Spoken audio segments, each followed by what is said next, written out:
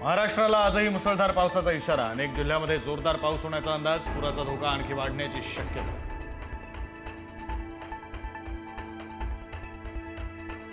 बीडमधील सीना, मेहकरी, कांबळी नद्यांना पूर. आष्टी तालुक्यातील हिंगणीमधील 13 शेतकऱ्यांना एनडीआरएफच्या पथकानं बाहेर काढलं.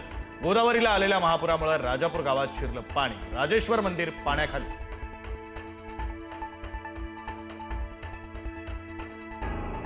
उजनी धरणातून भीमा पात्रात विसर्ग वाढवला. उजनीच्या 16 दरवाजांमधून भीमा नदीत 86,600 क्युसेकनं विसर्ग. भीमा नदीकाठच्या गावांना सतर्कतेचा इशारा. मुसळधार पावसामुळे जायकवाडीतील विसर्ग वाढवला. गोदावरी नदीत 2,64,000 क्युसेकनं पाण्याचा विसर्ग सुरू. नदीकाठच्या गावांचा पुराचा धोका आणखी वाढला. छत्रपती संभाजीनगर जिल्ह्यामध्ये महानगरपालिका हद्द वगळून सर्वत्र शाळांना सुट्टी. ग्रामीण भागात वाढती पूर परिस्थिती पाहता प्रशासनाचा निर्णय. सोलापूर जिल्ह्यात पावसाचा जोर ओसरला. मात्र सीना नदीलगतच्या गावांना सतर्कतेचा इशारा. सीना, भीमा नदीला आलेल्या पुरामुळे अनेक महामार्ग बंद.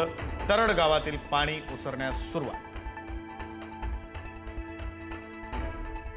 नांदेडमध्ये पावसाची विश्रांती. मात्र गोदावरी आणि आसना नदीला पूर स्थिती कायम. गोदावरी नदीत पाण्याची आवक वाढल्यानं विसर्ग.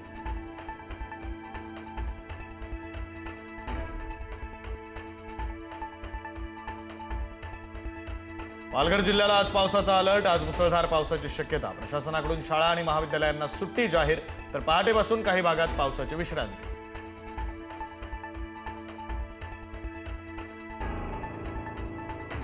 नाशिकच्या गंगापूर धरणातून 10,988 क्युसेकनं पाण्याचा विसर्ग. पावसाचा जोर कमी झाल्यानं दुतोंड्या मारुतीच्या छातीपर्यंत पाणी. नदीकाठच्या नागरिकांना सतर्क राहण्याच्या प्रशासनाकडून सूचना.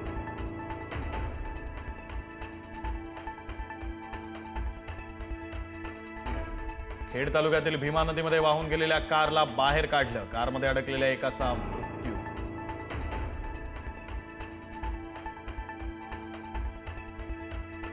जालना जिल्ह्यामध्ये पावसामुळे शेतपिकांचं मोठं नुकसान. सोयाबीन आणि कपाशीच्या पिकांमध्ये साचलं पाणी. केळी बागात जमीनदोस्त. तर खबरदारीचा उपाय म्हणून 8,499 नागरिकांचं स्थलांतर.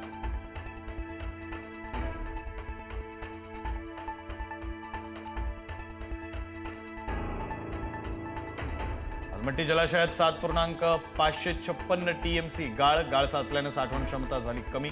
कर्नाटक अभियांत्रिकी संशोधन केंद्राचा अहवाल. कर्नाटकनं उंची वाढवण्याऐवजी गाळ काढण्याची गरज.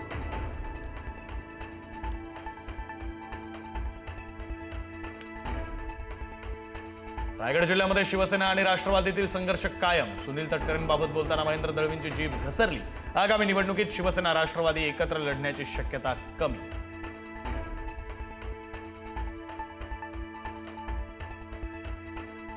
काँग्रेसची दीक्षाभूमी ते सेवाग्राम संविधान सत्याग्रह पदयात्रा. काँग्रेस प्रदेशाध्यक्ष हर्षवर्धन सपकाळ, तुषार गांधी यांच्या उपस्थितीत यात्रेला सुरुवात.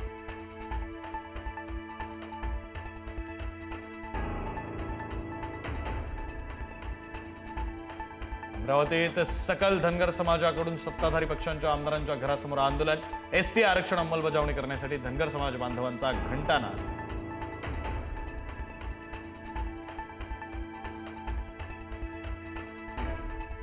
मुंबई मेट्रो स्थानकावरील जाहिरात केवळ हिंदीत असल्यानं मनसे पदाधिकारी आक्रमक. अंधेरी मेट्रो स्थानकाच्या फलकाला मनसेच्या कार्यकर्त्यांनी फासलं काळ.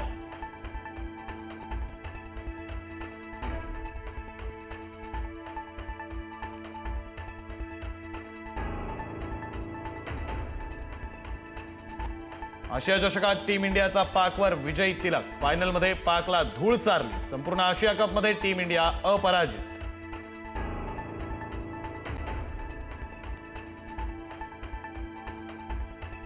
विजयानंतरही टीम इंडियानं पाकच्या नखवीकडून ट्रॉफी घेतली नाही. विना ट्रॉफीचं सेलिब्रेशन करत पाकला सनसनीत लगावली. टीम इंडियाच्या कृतीनं भारतीयांची मनं जिंकली.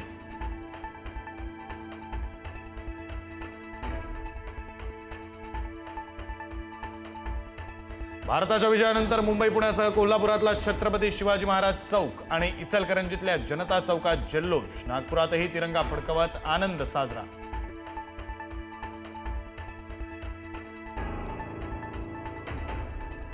भारतानं आशिया कप जिंकल्यानंतर कोल्हापुरात जल्लोषाला झालेली गर्दी पांगवण्यासाठी पोलिसांचा लाठीचार्ज. संतापलेल्या तरुणांनी पोलिसांवर केली चप्पल फेक.